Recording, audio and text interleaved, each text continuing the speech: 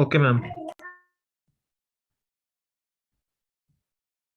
अच्छा जी, हम पढ़ रहे थे कि अब हम लोगों ने मतलब ये कि वैल्यू किस तरह से अचीव करनी है। ठीक है, एक सेकेंड।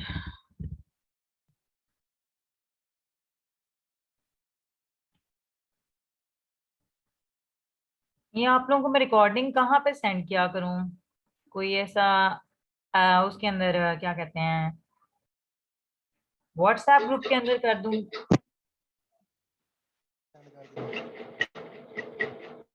व्हाट्सएप ग्रुप के अंदर। हाँ जी सीआर, आप बता हम दो। ड्राइव पे अपलोड करके लिंक दे दें। चलें, ड्राइव पे अपलोड करके सही है, लिंक दे दूंगी इसका।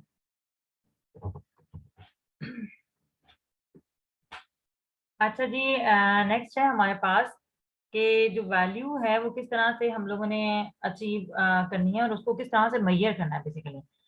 तो उसके कुछ लैगिंग इंडिकेटर्स हैं ऑफ कस्टमर सक्सेस। जैसे कि पहला है सेटिस्फैक्शन, कस्टमर का सेटिस्फाई होना बहुत जरूरी है। फिर नेक्स्ट है रिटेंशन। रिटेंशन का मतलब होता है कि हम उनको रिटेन कर रहे हैं या नहीं कर रहे हैं। ठीक है। फिर नेक्स्ट है ग्रोथ, क्या हमारे कस्टमर ज्यादा भी हो रहे हैं या नहीं हो रहे हैं। ठीक है। तो ये इस तरह के जो है to answer this answers the question to achieve our vision, how must we look to our customers। ठीक है ना। तो ये इस तरह से ही क्वेश्चंस हैं कि हमने उनको, क्या हमारे सेटिस्फाई हैं कस्टमर्स, क्या वो हम उनको रिटेन कर पा रहे हैं, क्या वो बार बार हमारे से प्रोडक्ट्स बनवा रहे हैं, और नंबर ऑफ कस्टमर्स में ग्रोथ हो रही है, वो ग्रो कर रहे हैं या नहीं कर रहे हैं। ठीक है। तो इस तरह से हम अपने मतलब जो एक आंसर है कि how must we look to our customers, इसका हम आंसर कर सकते हैं। तो द इंटरनल बिजनेस जो प्रोसेसेस हैं, create and deliver value to customer by answering the question to satisfy our customer which process must we excel at. ठीक है। The performance of these process the leading indicator of subsequent improvements in customer and financial outcomes. ठीक है ना। कि जो performance हम इन processes को अंदर हम मतलब इम्प्रूव करेंगे, वो बेसिकली हमारे पास लीडिंग इंडिकेटर है। ये वाले जो है ये लैगिंग इंडिकेटर्स हैं। कि लीडिंग इंडिकेटर्स ये हैं कि हमारे पास सबसे पहले हम ये करेंगे तो हम ये अचीव कर सकते हैं। ठीक है। आप subsequent improvements in customer and financial के, हमारे पास लीडिंग इंडिकेटर जो है वो बेसिकली इस चीज का है कि हमारे पास जो इंटरनल प्रोसेसेस हैं, बिजनेस प्रोसेसेस, उनको हम देखें कि वो हमारे कस्टमर्स को हम अपने कस्टमर्स को किस तरह से उनके लिहाज से, कि जब हम अपने इंटरनल बिजनेस प्रोसेस को ठीक कर लेंगे तो किस तरह से हम उनको सेटिस्फाई कर सकते हैं, और किस बिजनेस प्रोसेस के अंदर हमें ज्यादा एक्सेल करने की जरूरत है कि हमारे कस्टमर्स जो हैं वो हमसे ज्यादा से ज्यादा सेटिस्फाई हो सकें। ये बेसिकली लीडिंग इंडिकेटर है इस चीज का। अच्छा जी, नेक्स्ट है कि लर्निंग और ग्रोथ, जो फर्स्ट वाला था, ये बेसिकली क्या ऑब्जेक्टिव डिस्क्राइब करता है कि how people, technology and organisation are combined to support the strategy. कि हमारे पास किस तरह से ये तमाम चीजें जो पीपल मतलब एम्प्लॉयज हैं, टेक्नोलॉजी है, और तमाम ऑर्गेनाइजेशन की हर चीज मिलके स्ट्रेटजी को किस तरह से सपोर्ट कर सकती है। जो बिजनेस है, हमारा बिजनेस एम है, गोल है, और ये जो हमने स्ट्रेटजी डिजाइन की हुई है, डेवलप की है, उसको किस तरह से सब चीजें मिलके अचीव करेंगी। तो basically they answer the question to achieve our vision, how must organisation learn and improve. किस तरह से हमारी ऑर्गेनाइजेशन के एम्प्लॉयज को, ऑर्गेनाइजेशन को इम्प्रूवमेंट की जरूरत है, या किसी इनोवेशन की जरूरत है, या लर्निंग की जरूरत है। ठीक है। तो बेसिकली इसके अंदर ये वाली जो चीज है ना, ये सबसे पहले हम ये करते हैं, इसमें जो आएंगे वो लीडिंग इंडिकेटर्स होंगे, और जो यहाँ पे होंगे वो हमारे पास लैगिंग इंडिकेटर्स होंगे, कि हम इनको इम्प्रूव करेंगे तो ये हमारे पास इम्प्रूव होंगे।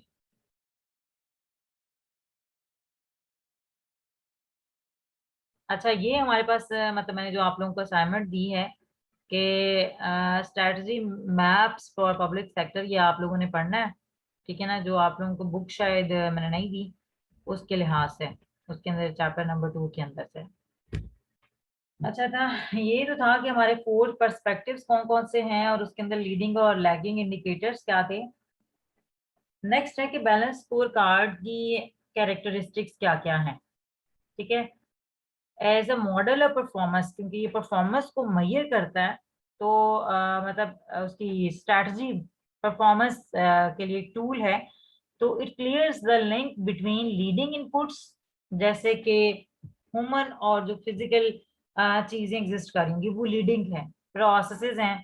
ठीक है, और लैगिंग आउटकम्स क्या है, and focus on the performance importance of managing these components to achieve the organisation strategic priorities. ठीक है, अब इसमें ये देख लें कि लीडिंग इनपुट्स जो हमारे पास दोनों पहले पर्सपेक्टिव्स थे ना, एक लर्निंग और ग्रोथ का था जिसको इनोवेशन भी समटाइम्स कहा गया, तो और सेकंड वन जो था वो इंटरनल बिजनेस प्रोसेस का था। ठीक है, तो उसके अंदर हमारे पास ह्यूमंस और फिजिकल और प्रोसेसेस आ जाते हैं। ठीक है, ये हमारे पास लीडिंग इनपुट्स इंडिकेटर्स है।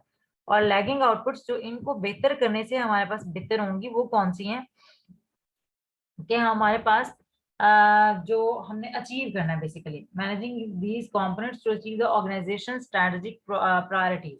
ठीक है, अच्छा जी, बी सी जो हमारे पास बैलेंस स्कोर कार्ड है, is arrangement of mixture of financial and non financial measures each compared to are target value.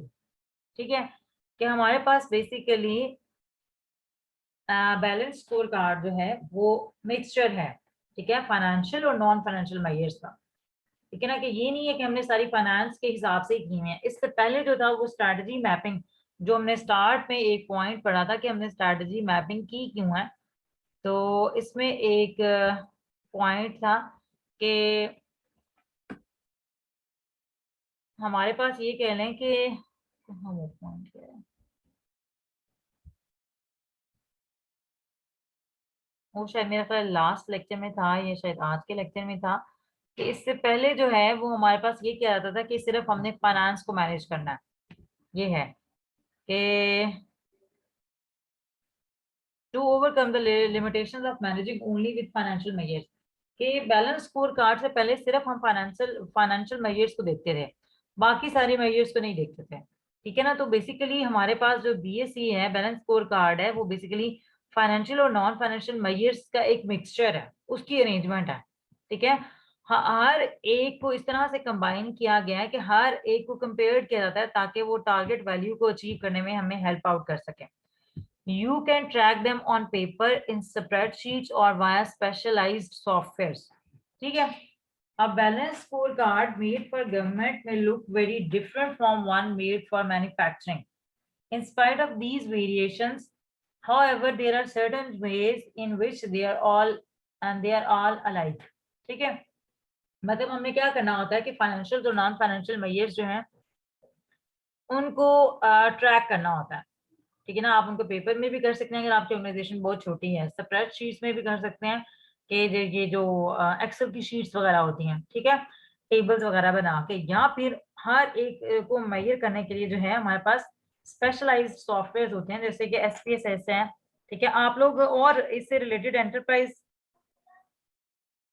Resource management software वो पढ़ रहे हैं, कोर्स प्लानिंग और ईआरपी का जो है एंटरप्राइज रिसोर्स प्लानिंग। हाँ जी, नो क्लास मैम। अभी एंटरप्राइज से रिलेटेड आप कौन कौन सा कोर्स पढ़ चुके हैं या पढ़ रहे हैं?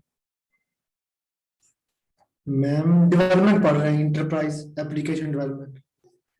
तो उसके अंदर सॉफ्टवेयर कौन सा यूज कर रहे हैं? डेवलपमेंट, अच्छा। Yes, visual studio. नहीं, वो डेवलपमेंट के लिहाज से है बेसिकली, जो उसकी परफॉर्मेंस मेजरमेंट के हवाले से ना, प्लानिंग रिसोर्स प्लानिंग के हिसाब से उसमें मतलब एसपीएसएस और इस तरह के सॉफ्टवेयर यूज होते हैं जो कि हमें सारा प्लान मैं बताते विजुअल हैं। स्टूडियो यूज कर रहे हैं। जी, विजुअल स्टूडियो यूज कर रहे हैं, वो तो सिर्फ डेवलपमेंट के लिए यूज होता है ना, उसके अंदर हम मैनेज नहीं कर सकते ये सारी चीजें। ठीक है, तो बेसिकली स्प्रेडशीट, एक्सेल शीट्स वगैरह और स्पेशलाइज्ड सॉफ्टवेयर लाइक एसपीएसएस एक सॉफ्टवेयर है जिसको हम यूज करते हैं कि हमारे पास ये सारी चीजें मैनेज करने के लिए।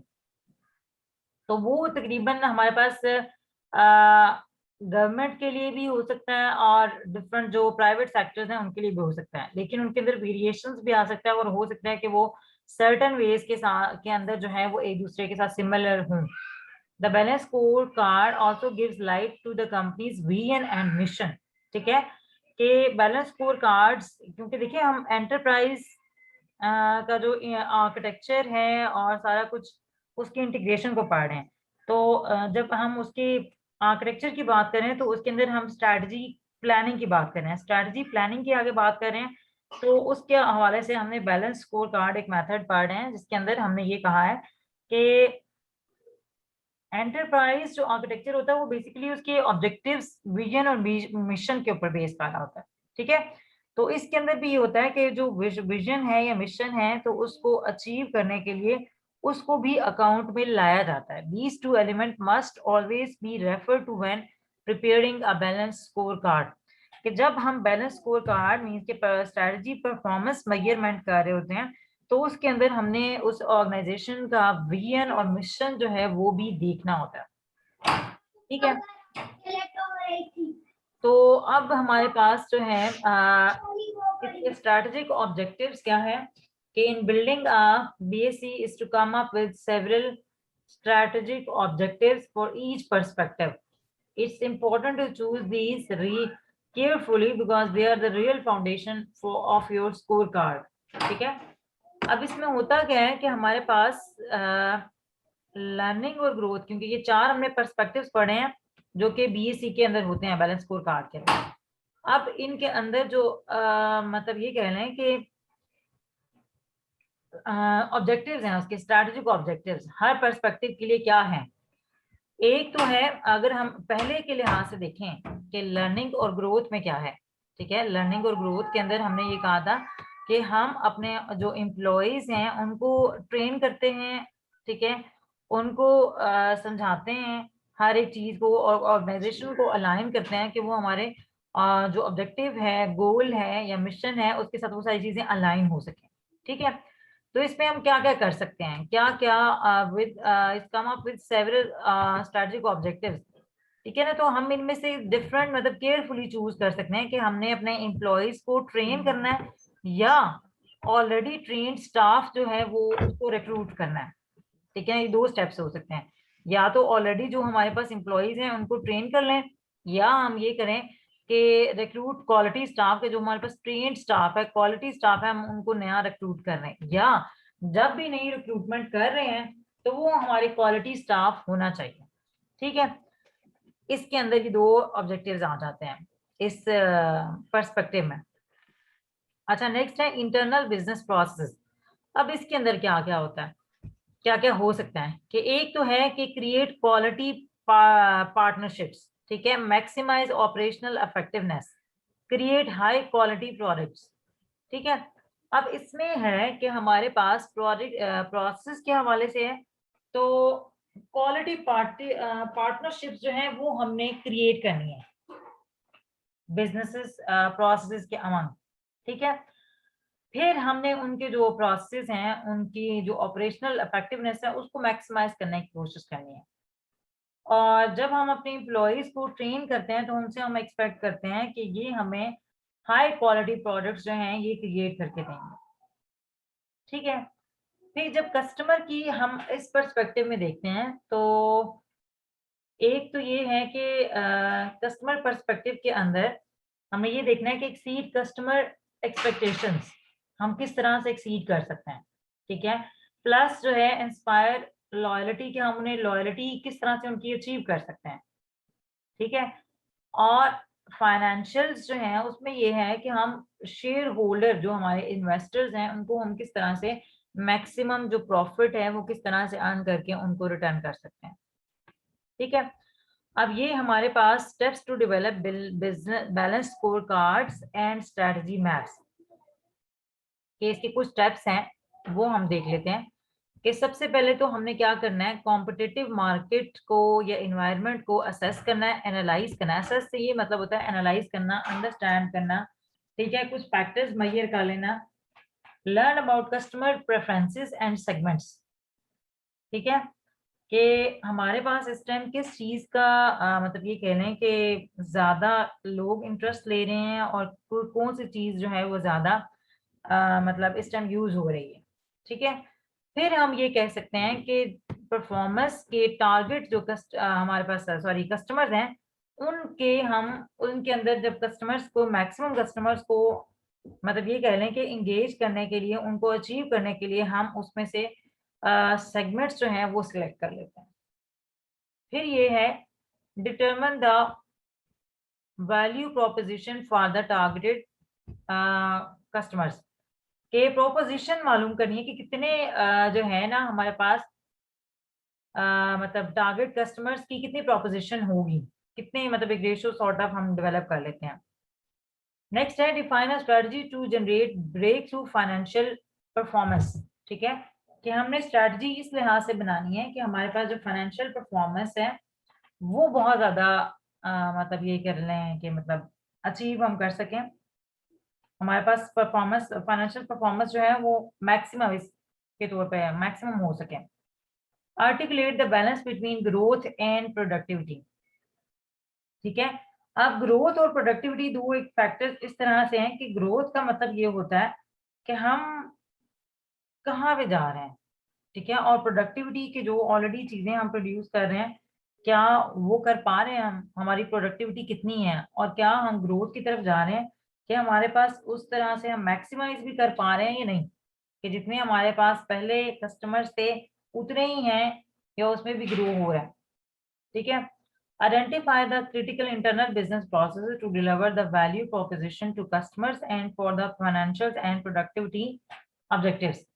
अब इसमें ये है कि हमारे पास जो क्रिटिकल बिजनेस प्रोसेस हैं बस उनको आइडेंटिफाई करना है कि हम एक अच्छे जो है सही वैल्यू के साथ जो है अपने कस्टमर्स को और जो फाइनेंशियल्स हैं उनको सॉरी कस्टमर्स को हम प्रोवाइड कर सकें और फाइनेंशियल और प्रोडक्टिविटी जो है ना ऑब्जेक्टिव्स को अचीव कर सकें। Develop the skills, competencies, motivation, databases, and technology required to excel at internal process and customer value delivery. तो इसमें यही है कि हम लोगों ने वो सारी कॉम्पिटेंसी स्किल्स टेक्नोलॉजी डेटाबेसेस मतलब एक्सेल शीट्स जो हैं वो हमने इस तरह से मतलब अपनी करनी है मेंटेन, ताकि हमारे पास इंटरनल बेसिस जो है वो अलाइन हो सकें और जो है कस्टमर को हम डिलीवर कर सकें products with the value creation, कि हम कुछ ना कुछ उसमें से वैल्यू जनरेट करके रेवेन्यू जनरेट करके हम उन्हें प्रोवाइड करें। ठीक है, अच्छा जी, स्ट्रैटेजी मैप मेरा ख्याल है हम नेक्स्ट टाइम पढ़ लेंगे, अभी टाइम हो गया। ठीक है, यस मैम। सीआर आप अटेंडेंस ले लीजिएगा।